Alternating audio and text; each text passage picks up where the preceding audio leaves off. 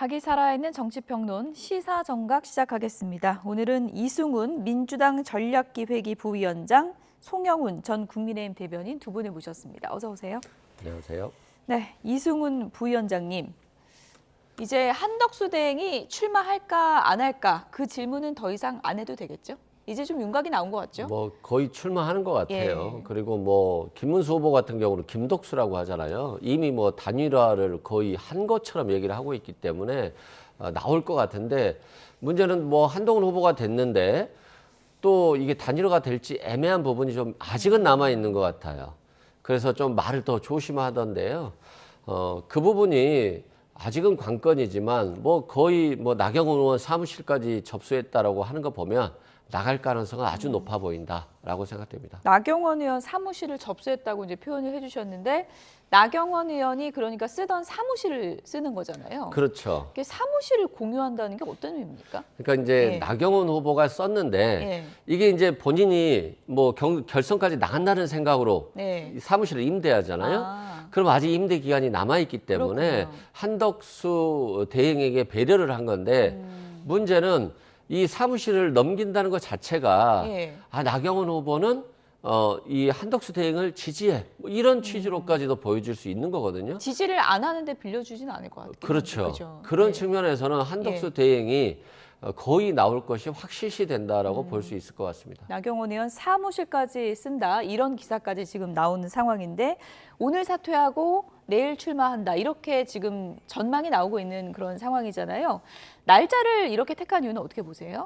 공직자 사퇴 시한이 지금 5월 4일까지 아닙니까? 예. 그런데 국민의힘의 후보는 5월 3일에 확정됩니다. 그러면은 3일에 후보 확정이 됐는데 다음 날 출마 선언을 한다. 그야말로 국민의힘의 잔치상에 재를 뿌리는 격이죠. 그런데 내일 출마 선언을 한다고 해서 그게 크게 그렇게 달라지는지는 잘 모르겠습니다. 예. 국민의힘은 지금 오늘하고 내일 결선 투표 기간입니다. 오늘 지금 모바일 투표를 하고 내일 ARS 투표를 하거든요. 그러면은 가장 국민의 관심이 집중되어야 할 이 결선 투표 기간에 오늘은 한덕수 대행이 사퇴를 하고 내일은 출마 선언을 한다. 이것을 국민의힘의 당원과 지지층이 어떻게 바라볼 것인가. 특히 한덕수 대행이 궁극적으로는 국민의힘 후보와의 단일화를 모색을 한다면 국민의힘 당원 지지층과 원만하게 라포가 형성이 가능할 것인가. 예. 이런 부분에 있어서 사실 일정의 정치학 면에서는 첫 단추가 좀 꼬인 측면이 있지 않나, 그렇게 보이는 점도 있습니다. 네, 어쨌든 뭐 사퇴를 오늘 할 것이다, 이런 전망이 나오고 있는데, 사퇴 전에 또 하나 변수가 오늘 이재명 후보 대법 선고가 나오잖아요. 그 선고 결과도 또 마지막 변수가 될까요? 어떻게 보십니까? 선고 결과에 대해서 크게 영향은 안 미칠 것 같아요. 왜냐하면 이미 이재명 대표에 대해서 무죄를 많은 지지자들이 확신하고 있고, 예. 또 파기환송 자체도 상당히 어렵다라고 이제 국민들이 생각하고 있기 때문에 예. 변수는 안 될 것 같은데, 만약에 파기환송이 됐다라고 할지라도 뭐 이거 자체가 대선에는 큰 영향이 없고요. 또 한덕수 대행 자체에 대해서도 뭐 이재명 후보가 뭐 무죄가 나오거나 파기환송됐다고 해서 지지율이 특별히 올라갈 일은 없거든요. 그래서 큰 변수는 아닐 것 같고요. 다만 조금의 찝찝함은 있는 것 같아요. 예. 당연히 상고심에서 무죄 확정되겠지라고 하는 거지만, 예. 혹시 보수 성향 헌법 대법관들이 더 많은 상황에서 예. 이게 좀 이상한 거 아니야? 라고 하는 어. 의심은 조금 남아 있습니다만, 오늘 아마 2시가 지나면 그런 고민들도 다 네. 해결할 것 같고요. 한덕수 대행도 이재명 후보가 무죄 나올 거라는 전제하에서 출마하는 거기 때문에 예. 특별히 뭐 전략이 바뀌거나 할 것은 없을 것 같습니다. 오늘 이제 3시에 이제 대법원 선고가 나오는 거고요. 그 결과를 이제 봐야 될 텐데, 결과에 상관없이 그렇죠. 나온다고 했어야 한다, 이렇게 그러니까 보시는 건가요? 내가 예. 누군가에 대한 종속 변수가 아니고 예. 분명한 명분과 권력 의지와 이유를 갖고 나온다는 것을 보여줬어야죠. 네, 어쨌든 뭐 그 일정은 아직은 뭐 공식적으로 확인된 게 아니니까 뭐 선고 결과 전에 나올 수도 지금 있는 거고 좀 지켜봐야 될 부분인 것 같은데요. 한덕수 대행을 이제 옹립하려는 쪽에서는 또 이런 명분을 제시합니다. 예를 들어서 이재명에 대항할 만한 국민의힘의 대선 후보, 그러니까 지지율이 너무 미약하지 않냐. 그러니까 한덕수 대행이라도 와서 좀 우리의 대안으로 급부상해야 된다, 이렇게 생각을 하고 있더라고요. 그건 어떻게 보십니까? 그러니까 그렇게 생각할 수 있죠. 예. 근데 그 전제가 한덕수 대행이 지지율이 높다는 전제잖아요. 근데 지금 보면 한덕수 대행의 지지율이 너무 많이 떨어졌죠. 그래서 한덕수 대행이 나온다라고 해서 뭐 시너지가 있을까? 라고 하는 것이 있을 것 같고요. 이전에 반기문 정도는 아니다. 뭐 이렇게 보시는 겁니까? 그렇죠. 예. 반기문 전 후보만 총장, 해도 상당히 높은 지지율이었거든요. 그런데 지금 너무 낮잖아요. 뭐 한동훈 후보나 김문수 후보랑 거의 비슷할 거로 제가 보고 있거든요. 그렇다고 한다면 큰 시너지는 없을 것 같고요. 또 좀 무능하잖아요. 윤석열 정부의 무능을 본인이 2인자로서 잘 운영해 왔잖아요. 그리고 내란에 대한 책임도 지지 않는 측면이 있고요. 또 조기 대선 관리자가 계속해서 간을 보면서 출마를 저울질한다. 이것도 이제 잘못됐는데 예. 문제는 명분이 없으니까 명분을 만들어야 되는데 그 명분이 어디 있냐? 나 개헌 3년으로 바꿔서 3년만 통치할게요. 그 대신 그 3년 동안 거국 내각을 구성해서 내가 혼자 정부를 운영하는 것이 아니라 여러분과 함께 나눠 먹겠습니다. 라고 하는 취지로 얘기할 것 같은데 이게 국민들은 나눠 먹는다라고 생각하지 권력을 분점한다라고 생각하지는 않거든요. 그런 측면에서는 한덕수 대행의 대망론이 아니라 대망론이 아닌가 싶습니다. 예. 오늘 뭐 김민석 최고위원도 기자회견을 갖고 노욕의 끝은 멸망이다 이런 입장을 밝히기도 했습니다. 오늘 김민석 최고위원 어떤 입장을 밝혔는지 그래픽을 좀 보시면요. 노욕의 끝은 멸망이다 이렇게 입장을 밝혔고요. 을사먹튀 이런 표현을 썼습니다.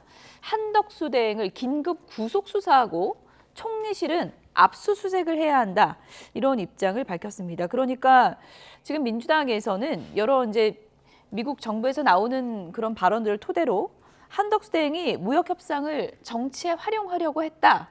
이런 표현을 쓰고 있잖아요. 그건 어떻게 그 보십니까? 부분은 이제 민주당의 주장인 것이고 사실 사실관계가 확인되지 않은 것이고 더더군다나 민주당이 그동안에 선거 국면마다 과거에 뭐 김대엽 씨라든가 뭐 드루킹, 생태탕 등등해서 사실에 근거하지 않은 내용들을 많이 유포했던 전례가 있습니다. 그래서 김민석 의원이 그렇게 주장을 한다고 해서 그걸 전제로 뭔가 논평하거나 판단하는 것은 적절하지 않다고 생각해요. 그리고 김민석 의원이 저렇게 날선 언어를 보여주는 것 자체가 이재명 후보가 겉으로는 지지율이 높은 것 같아도 민주당이 내적 자신감이 없는 것이다. 즉, 이 대선 구도는 고착되어 있지 않고 예. 앞으로 굉장히 변동 가능성이 크고 요동칠 수 있기 때문에 불안감을 느끼고 있다는 것을 보여주는 것이 아닐까. 그런 방증의 하나라고 생각합니다. 네.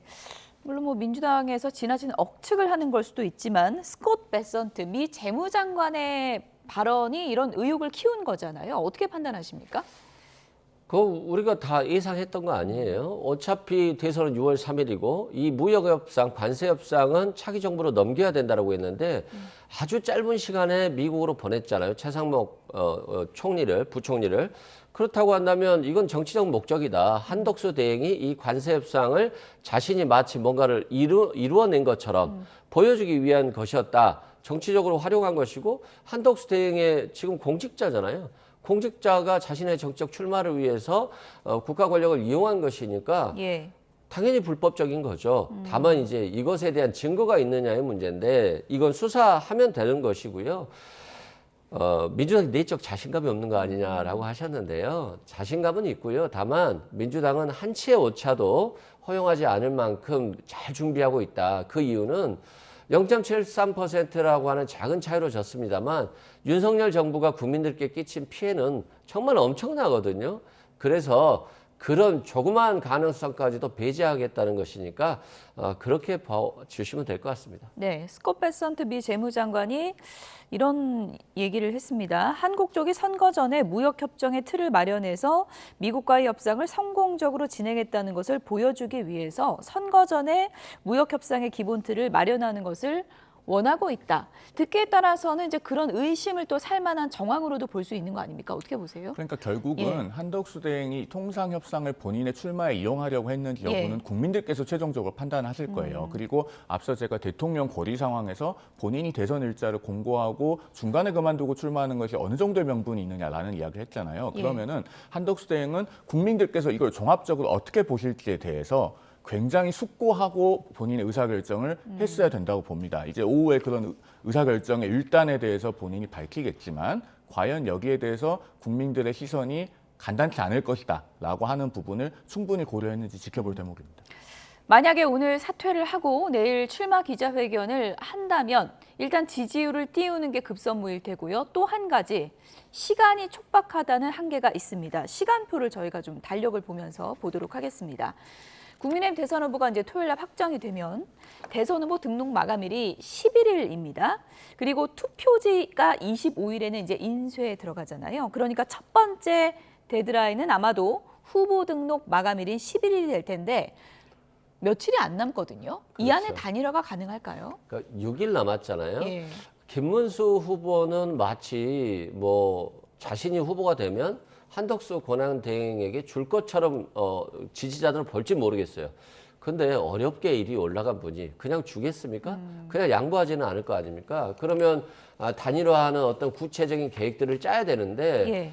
김문수 후보 자체도 욕심이 날 거예요. 자신도 대선 후보 되고 싶을 것이고요. 또 한동훈 후보 같은 경우는 또 명분을 좀 찾아야 될 거 아닙니까? 그냥 갑자기 정치를 잘못했던 예. 그 국정 실패의 책임자하고 단일화를 하는데 명분을 만들어야 되는데 무작정 퍼센티지 높이자고 단일화할 수 없기 때문에 이 상당한 시간이 필요할 거예요. 그 과정에서 결국 단일화에 실패하고 한덕수 대행은 출마하지 못하는 상황이 발생할 수도 있거든요.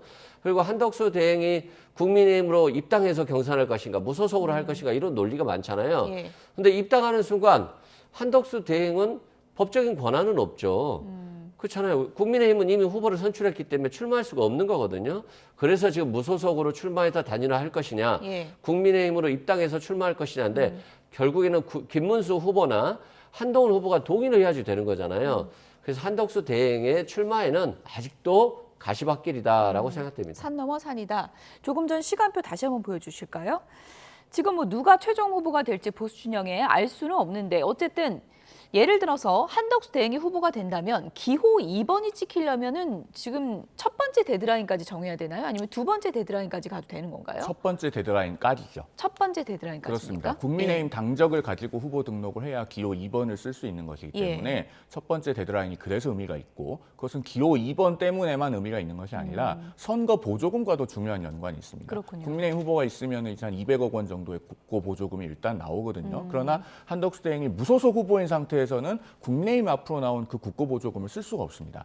이런 굉장히 미시적인 정치의 디테일한 부분들까지 생각을 해보면 과연 한덕수 대행이 내일 출마 선언을 한다고 하더라도 무소속 후보로 대선 레이스를 얼마나 성공적으로 이끌어갈 수 있을 것인가, 나아가서는 완주가 가능할 것인가, 이런 부분의 물음표가 잘 떨어지지 않거든요. 과거에 2002년에 국민통합 21의 정몽준 후보 사례, 2012년에 무소속 안철수 후보 사례, 또 2017년에 그 반기문 전 유엔 사무총장의 사례를 보면 지금의 한덕수 대행보다 어떻게 보면 훨씬 더 힘이 크다고 할 수 있습니다. 그럼에도 불구하고 대선 완주에는 실패했다는 점에서 한덕수 대행이 넘어야 될 산은 굉장히 많아요. 그런 점에서 본인이 정말 출마를 하고 싶었다면 국민의힘 경선에 들어오셨어야 된다고 저는 생각합니다. 네, 한덕수 대행이 만약에 출마한다면 후보 자리 양보할 수 있냐? 한동훈 후보가 어제 김문수 후보에게 물었습니다. 어떻게 답변했는지 들어보시죠. 후보님이 최종 후보가 되시면 그때 한덕수 총리에게 후보 자리를 양보하실 용의가 있으십니까? 양보를 한다 그럴 때는 뭐 명분이 있어야 되는데요. 뭐 어떤 명분으로 양보를 해야 된다는지 저는 그 질문 자체가 조금 납득이 안 갑니다. 왜 더불어민주당 출신의 문재인 정권에 있어서 주요 인사가 지금 이 상황에서 뭐 빅텐트다 이런 명분으로 우리 국민의힘에 당명 변경까지 요구하는지 저는 이 상황을 이해하기가 어렵습니다. 저는 이거 대단히 부적절하다고 생각합니다. 황당하게 생각했는데요. 남의 당의 당명을 뭐 어떻게 고쳐라라는 거 이거는 뭐 다른 집의 아이를 보고 그 이름을 고쳐라 이런 거하고 똑같은 굉장히 해서는 안 될 말씀을 하신 거 아니냐. 뭐 아무리 우리 당이 지금 여러 가지로 많은 어려움이 있고 또 정치가 혼란하다 하더라도 최소한도 지켜야 될 기본은 지켜야 되는데 그런 점에서 정말 잘못된 일로 보고 있습니다. 네, 한덕수 대행에게 후보 자리 양보할 수 있냐? 한동훈 후보 질문에 김문수 후보가 양보한다고 할 때는 명분이 있어야 된다. 질문 자체가 좀 이해가 안 간다고 했거든요. 명분은 무슨 명분 얘기하는 건가요? 그러니까 두 후보가요. 예. 김문수 후보와 한동훈 후보 모두 본질적으로는 한덕수 대행과 어떤 관계를 설정할 것인지에 대해서 큰 차이가 없다고 보여집니다.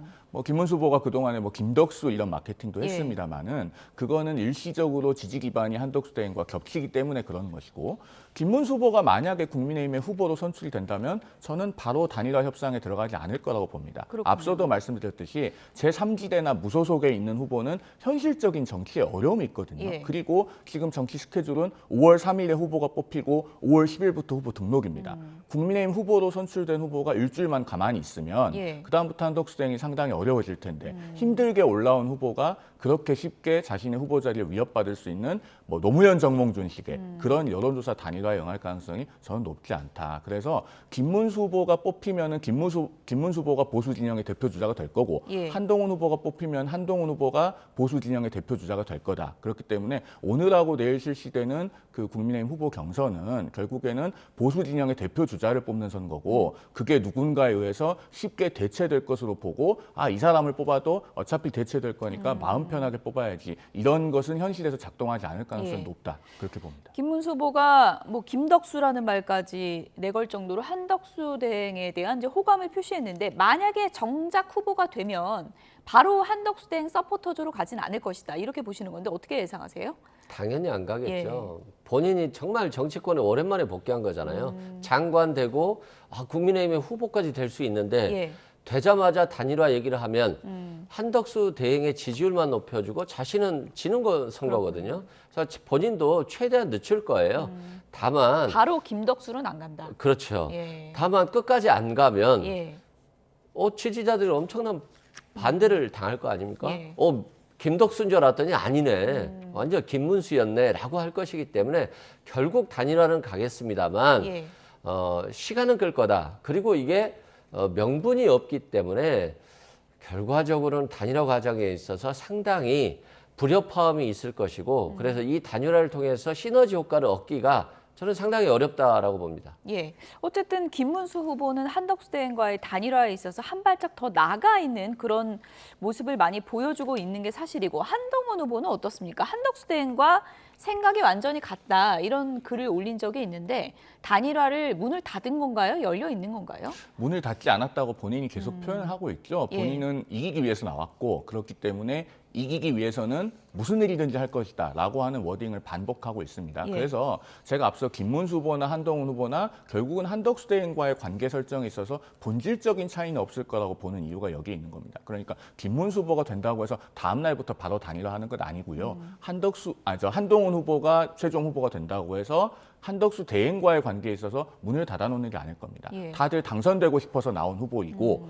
구도를 재편하기 위한 노력은 그래서 다방면으로 할 거예요. 다만 그것을 노무현 정몽준식의 단일화 방식으로 할 거냐, 그리고 예를 들면은 5월 4일부터 바로 할 거냐, 이런 부분에 있어서는 사실 세간에서 예측하는 것과 실제로 전개되는 것은 상당히 다를 가능성이 있다. 그것은 왜냐하면은 정치의 법칙이 그렇게 흘러가기 때문입니다. 네. 어쨌든 김문수 대 한동훈 대 김문수, 토요일에 최종 한 명으로 가려지는 거잖아요. 지금 내부 표심 대결이 어떻게 흘러가고 있다고 보세요? 저도 이제 국민의힘 쪽 식구들하고도 얘기 많이 예. 해보고 민주당 식구들하고 얘기를 많이 해보는데 좀 팽팽하더라고요. 생각보다 팽팽해서 제가 아직 결론을 내리기는 어려울 것 같은데 예. 결국엔 그런 것 같아요. 친윤들이 한동훈 후보가 당권을 잡기 싫어하는 그 사람들이 얼마나 영향력이 남아있느냐, 이게 좀 관건인 것 같아요. 김문수 후보가 대통령이 될 것이다 라고 김문수 후보 캠프도 인정하지 않더라고요. 그렇군요. 그럼에도 불구하고 한동훈 후보가 되면 예. 대선에서 떨어질 것이고, 그러면 당권 잡지 않겠냐, 그러면 친윤 세력들은 다 물러나는데 이것에 대한 고민이 많아서 하지만 그래도 당신과 민심은 조금 더 정상적인 분, 그리고 내란이나 계엄에 대해서는 그래도 반성하는 분을 뽑는 게 민주주의와 헌법, 법치주의에 맞지 않을까요? 저는 그런 방향으로 갈 가능성이 높다라고 생각합니다. 네. 오늘 한동훈 후보도 언론 인터뷰에서 지금 뭐 대선보다는 기득권 지키기에 전념하고 있는 분들이 있는 것 같다, 이렇게 쏘아붙였습니다. 들어보시죠. 당의 주인은 당원들입니다. 예. 그리고 저는 오로지 이것만 생각합니다. 예. 당원들을 위해서, 아하. 국민을 위해서 예. 이번 대선에 반드시 무슨 일이 있어도 승리할 겁니다. 예. 대선을 진 이후에 당권이고 뭐고 그런 거에 저는 관심이 없어요. 예. 저는 아하. 혹시라도 예. 대선에 지더라도 자기 배지나 예. 기득권, 예. 당권 그것만 있으면 된다고 착각하는 분들에게 말씀드립니다. 예. 지면 그런 것도 안 됩니다. 그런 것도 없습니다. 왜? 대선 승리가 아니라 예. 자기들 기득권 유지를 먼저 그 앞에 두는 겁니까? 예. 저는 그래서는 안 된다고 생각합니다. 후보 확정되시면 원팀이 돼야 선거를 잘 치르실 수 있잖아요. 그렇습니다. 저는 꼭 그렇게 할 겁니다.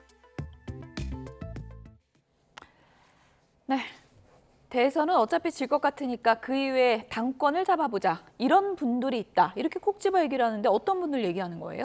당에 그런 분들이 없다고 단정할 수는 없겠습니다만 예. 그런 생각을 하시는 분들이 당내에 있다면은 대단히 비현실적이다라는 말씀을 드리고 싶어요. 왜냐하면은 우리가 이제 이재명 후보에 대해서 가장 위험한 사람이라고까지 일컫고 있지 않습니까? 그런 위험성은 이재명 후보가 대통령이 됐을 때 압도적인 국회 권력, 대통령 권력, 그리고 임기 중에 대법원장을 임명하기 때문에 법원 권력, 그리고 헌법재판소장도 임명하죠. 예. 헌재 권력, 그리고 당내 견제 세력이 전무해진 민주당까지 5개의 절대 반지를 끼고 무소불위의 권력을 누릴 수 있다는 점에도 있지만 이재명 대표가 그동안에 보여준 여러 가지 성정에 기인하는 것도 있습니다. 대표적으로요. 이재명 대표가 2012년에 올렸던 트위터를 보면 이런 내용이 있어요. 내가 세상에서 가졌던 첫 꿈은 시골 초딩 때 가졌던 선생님이었다.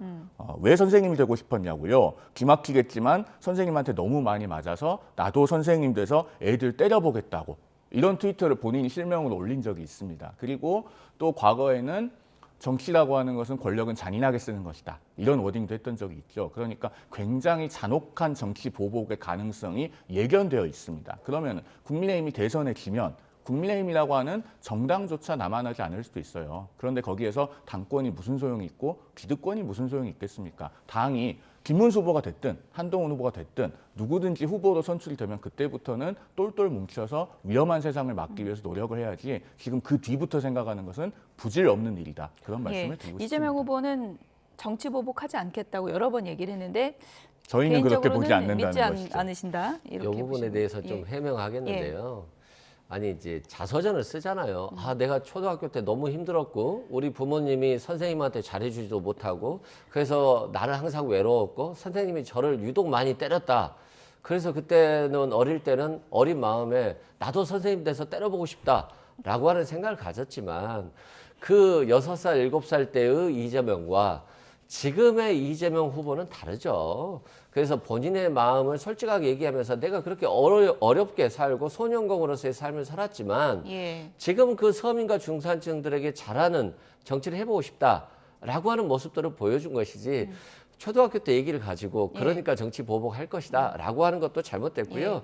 윤석열 전 대통령과 국민의힘은 실은 야당에 대한 정치 보복이나 정치 보복 수사에 대해서 사과하는 게 먼저다라고 생각해요. 네.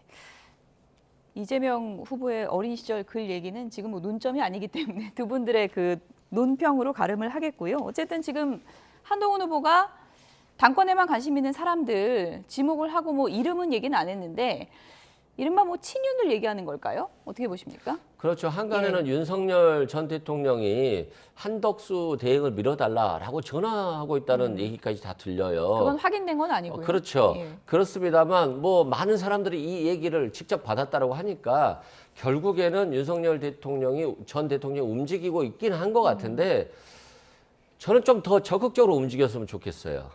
만약에 윤석열 전 대통령이 적극적으로 움직이면 아마 후보는 한동훈 후보가 될 거예요. 이제는 윤석열 전 대통령은 과거인 것이고 예.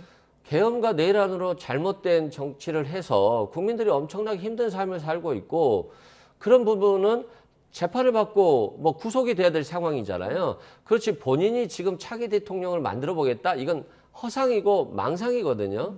그래서 아마도 윤석열 전 대통령이 더욱더 적극적으로 더욱더 예. 열심히 한다라고 한다면 후보는 한동훈 후보가 국민의힘 후보로 될 가능성이 높아질 것이다라고 생각합니다. 예. 어쨌든 지금 김문수 후보 캠프, 한동훈 후보 캠프 표 계산에 들어갈 텐데 일단 지금 언론 보도 보면은 홍준표 캠프에 있던 친윤 인사들 지금 김문수 후보 캠프 쪽으로 좀 이동을 했다 그러고 당내는 아무래도 현실적으로 친윤 의원들이 좀 많다 보니까 한동훈 캠프에서는 이제 표 끌어모으기에 좀 어려움을 겪지 않을까 이렇게 또 분석하는 시각도 있거든요. 그건 어떻게 보세요? 분석의 시각은 다양할 수 있다고 예. 봅니다. 왜냐하면 작년에 국민의힘이 7.23 전당대회가 있지 않았습니까? 그때 이제 지금의 한동훈 후보가 당대표에 출마해서 당심과 민심 공이 62 내지 63%를 득표를 했죠. 그런데 당시에 한동훈 후보를 지지했던 국회의원들은 20명이 채 안 됐습니다. 예. 108명의 국민의힘 의원 중에서요. 그리고 당시 국민의힘의 전당대회 선거인단이 83만여 명 정도 됐거든요. 그러면은 개개의 국회의원들이 평당원들에게까지 미칠 수 있는 힘의 크기가 상당히 제한적이라는 걸 보여주는 사례입니다. 그리고 나서 지금 채 10달이 지나지 않았거든요. 예. 그러면은 이번에도 당원 선거인단이 77만 명 정도 되는데 예. 국회의원들이 어느 쪽에 쏠려 있는가 하고 당원과 국민의 집단 지성은 상당히 다를 수도 있다라는 가능성이 내포돼 있습니다. 특히나 예. 이번 국민의힘 경선 같은 경우에는 결국은 계엄 때문에 생긴 조기 대선을 위한 후보를 뽑는 경선인데 예. 여기서 국민의힘이 당원과 지지층의 의지로 계엄의 바다를 이번에 건널 것인가 예. 아니면은 한참 더 세월이 흘러서 나중에 건널 것인가를 결정하는 경선이기 때문에 여기에 대해서 당원들의 생각이 국회의원들의 생각과 상당히 다를 수 있는 부분이 있다고 보여집니다.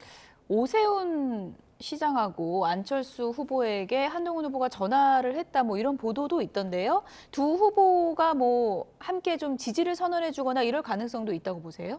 그럴 가능성은 반반이라고 보여져요. 예. 그런데 이른바 아래로부터의 단일화는 이미 진행되고 있다고 보여집니다. 왜냐하면 애초에 국민의힘의 4강 구도라고 하는 것이 이른바 탄찬 후보 둘, 탄반 후보 둘 이렇게 2대1로 형성되지 않았습니까? 그리고 안철수 후보가 지금 아쉽게도 결선에 진출 못했기 때문에 그러면은 안철수 후보를 지지하던 당원과 지지층은 아무래도 탄핵에 찬성했고 계엄에 반대했던 한동훈 후보 쪽으로 옮겨갈 확률이 더 높다고 봐야 되겠죠. 예. 그다음에 오세훈 시장 같은 경우에는 누구도 명시적으로 지지하지 않고 일종의 등거리 외교 같은 그 노선을 펼치고 있습니다. 그러나 오세훈 시장이 평소에 강조했던 그 약자와의 동행 예. 그리고 다시 성장 이런 부분들은 한동훈 후보가 그동안에 제시해왔던 격차 해소라든가 성장하는 중산층의 시대라든가 이런 부분과 일맥상통한다고 또 한동훈 후보 측에서는 그렇게 이야기하잖아요. 예. 그러면 일정 부분 흡수할 수 있는 영역도 있지 않을까 그렇게 보여집니다. 오세훈 시장은 뭐 한덕수 대행 측과도 지금 소통을 하고 있다. 뭐 이런 얘기도 전해지고 있어서 어느 쪽에 지지 선언을 할지 지금 아직은 마음을 정하지 못한 것 같은데 지켜봐야 될 것 같고요. 어쨌든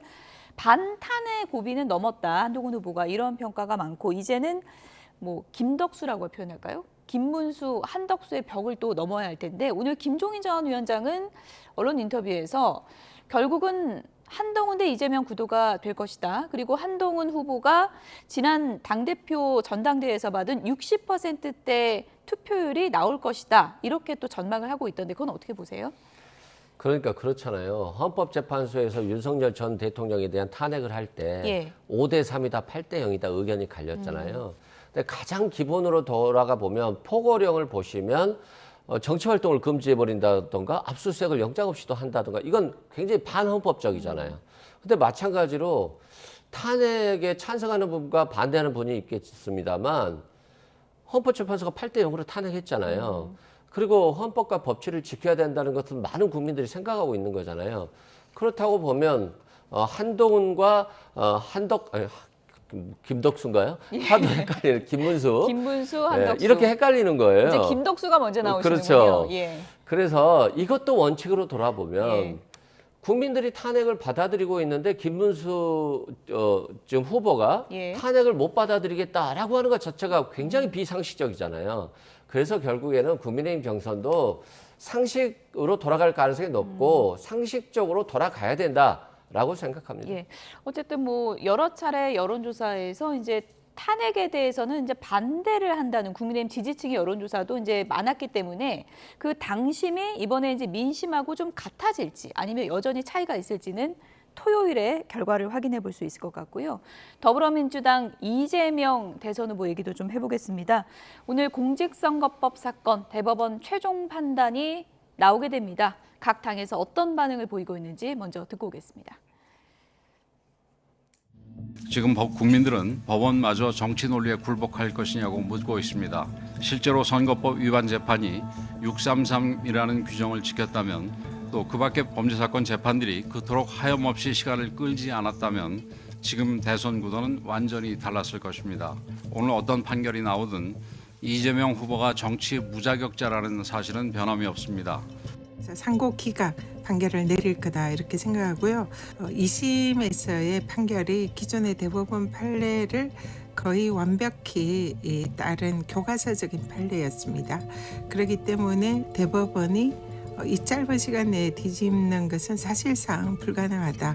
생중계를 허용하면서 상고 기각 판결을 하려는 것이 아닌가 그런 생각이 듭니다.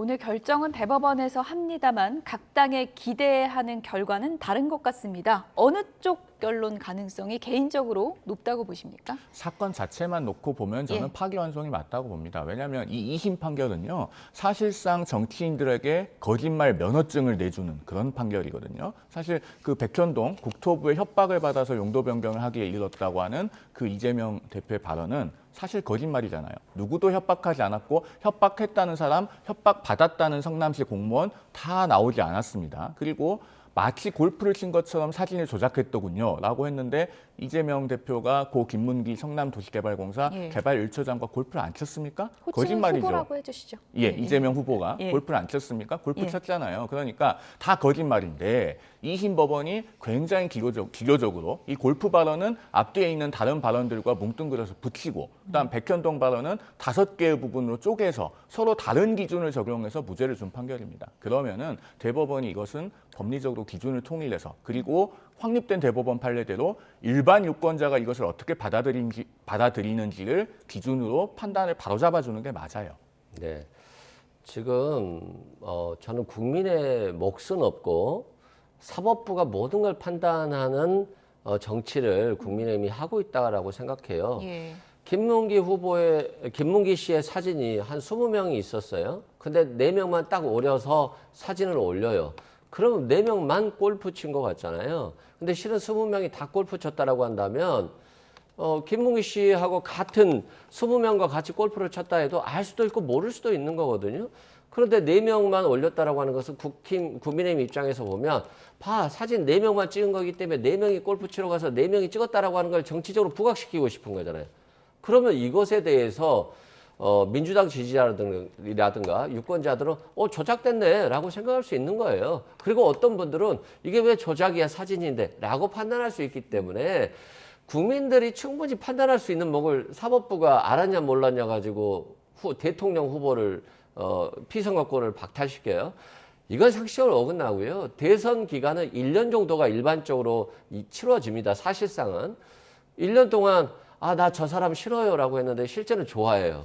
이것도 허위사실로 처벌할 겁니까? 이건 인식의 문제거든요. 사실의 문제가. 그래서 정책 표현의 자유를 최대한 보장해 줘야 되지 대선 후보들이 1년 동안 움직이면서 하는 말들을 다 사실이냐 인식이냐 이게 허위냐 아니냐 예. 따진다라고 하는 것들은 너무 정치를 넘어 법으로만 다 판단하는 것이다라고 생각됩니다. 두 분이 서로 다른 시나리오를 얘기하셔서 물론 이제 무죄 확정이 되면 이재명 대망론이 더 큰 탄력을 받게 될 것으로 예상이 되고요. 말씀하신 것처럼 파기환송이 되면은 달라지는 게 어떤 겁니까? 이재명 후보는 그대로 그래도 출마는 기정사실화되는 거잖아요. 파기 자판이 아니고 파기 환송이 예. 되면 이재명 후보의 피선거권 박탈이 확정되는 게 아니기 때문에 피선거권 유지를 해서 이번에 대선 후보 등록은 할 수 있을 겁니다. 물론 민주당이 다른 후보를 찾을 가능성은 별개로 하고요. 그런데 국민들의 생각에서는 이미 이재명 후보는 대법원에서 파기 환송되는 순간부터 부정선수인 겁니다. 비유하자면 이 거짓말을 하는 행위, 즉 선거에서 허위사실 공표를 하는 행위는 스포츠에서 약물 복용과 똑같은 거예요. 정정당당하게 자기 몸을 키우는 게 아니고 거짓말로 유권자를 속여서 표를 받아내는 것 아니겠습니까? 그런데 대법원에서 이것은 허위사실 공표가 맞다라고 파기환송을 했다면 세계 반도핑 기구에서 약물이 검출됐는데 아직 공문이 올림픽 조직위원회에 도착하지 않아서 그 선수가 출발선에 서 있을 뿐이다. 즉 국민들의 인식에서는 이것은 부정선수고 그러면은 선거를 통해서 주권자의 결단으로 심판하는 수밖에 없다. 그렇게 말씀드리겠습니다. 네. 어쨌든 지금 굉장히 예민한 시점이고 양 진영이 기대하는 결과가 다른데 이 예민한 시점에 대법원에서 이렇게 선고를 좀 서두른 이유 어떤 거라고 보세요? 저도 이렇게까지 서두를 줄 몰랐어요. 예. 이런 경우를 본 적도 없고요. 예. 그래서 왜 그럴까? 설마 파기 환송하는 거 아니야? 그래서 이재명 후보의 선거에 영향을 미치려고 하는 거 아니야? 이런 생각을 처음에 가졌어요. 예. 근데 생각해 보면 이게 누구를 아냐 모르냐 인식의 문제이기 때문에 법률심의 대법원에서 판단할 가능성이 거의 없거든요. 그리고 또 양형을 정할 수도 없고요. 그런 측면에서는 공식 선거 운동이 들어가기 전에 상고를 기각시켜서 무죄를 만들어 주는 것이 결국에는 국민의힘에도 덜 피해가 돌아가겠구나라고 하는 생각을 가질 수 있을 것 같고요. 예. 두 번째는 대법원의 사건의 계류 중인데 이재명 후보가 대통령이 됐어요. 그러면 이 재판을 중단해야 되느냐 말아야 되느냐 가지고 헌법 84조 갖고 논의가 있잖아요. 예. 그러면 대법원은 자기 스스로 판단하고 싶어 할 것이고 우리는 헌법재판소와 대등한 관계라고 생각할 수 있는데 그렇군요. 이게 헌법재판소로 넘어가는 거잖아요. 그러면 헌법재판소에서 이거 재판할 수 없어. 대법원 너 재판하지 마. 이래야 되는 거잖아요. 그러면 대법원은 헌법재판소의 명령을 받아야 되는 위치에 있기 때문에 어떤 권력기관 간의 자존심의 문제일 수도 주도권 있어요. 다툼입니까? 그렇죠. 예. 주도권 다툼일 수도 있어요. 그래서 헌재로 넘어가기 전에 대법원에서 이 판결을 확정시켜 버리겠다. 그럼에도 불구하고 선거 기간이면 국민의힘에 좀 악영향을 끼칠 수 있잖아요. 그래서 선거 후보 등록 전에 결정을 내리겠다라고 하는 의사가 저는 많을 걸로 보입니다. 예, 그러니까 재판을 계속 하든 안 하든 그것은 대법원의 주체적인 결정으로 하겠다라는 의중이 반영된 거다라고 이제 분석을 하신 건데 동의하시나요? 이 사건 하나만 있으면은요. 예.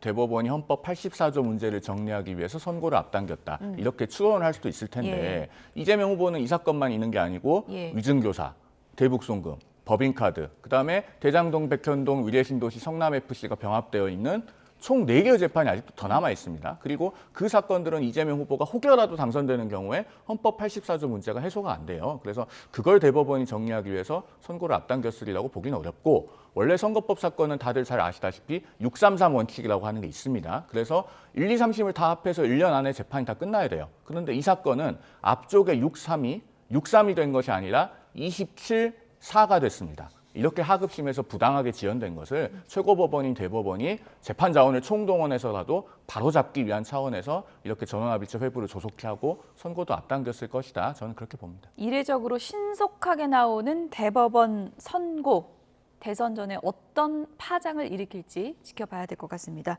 이승훈 민주당 전략기획위 부위원장, 송영훈 전 국민의힘 대변인 두 분이었습니다. 고맙습니다.